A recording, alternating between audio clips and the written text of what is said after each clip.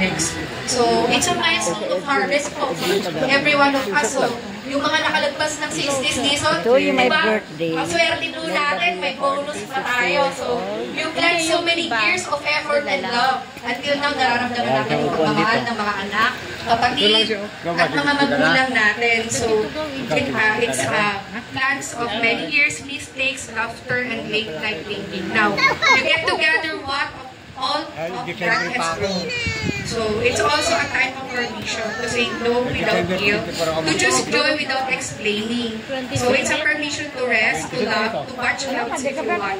So, kumbaga parang isa ito sa mga milestone na age natin para magkaroon po tayo ng time to reflect on our life. So, some people call 60 the beginning of the golden years, but it's not golden because everything is perfect. It's golden because your vision of life has softened. You see value in simple things that younger people rush past. A cup of coffee at sunrise, an familiar voice calling your name, warm sleepers on the cool morning. So, it's an age of gentle confidence.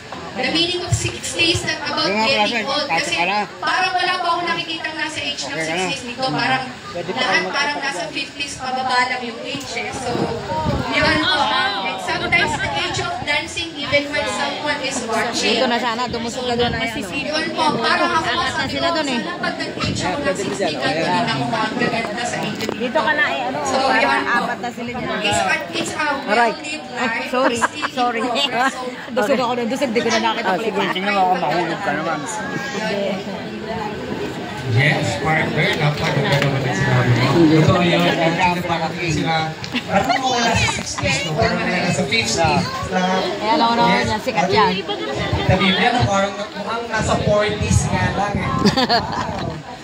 Okay, ready na po ba ang lahat? Ready na. And now, we present the birthday celebrant, Tita Imelda! Music po. Abay, kailangan may sumasayo na Music po?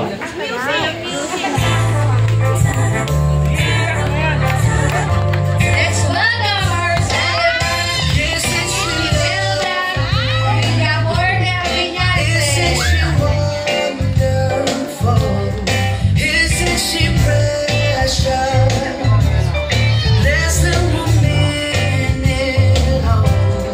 None of us thought Napaka-gorgeous! make you want that stuff cliche. But isn't she lovely? Made from love. Isn't she precious? Okay! Napaka-gorgeous naman ni Tita. May malaki pang flower.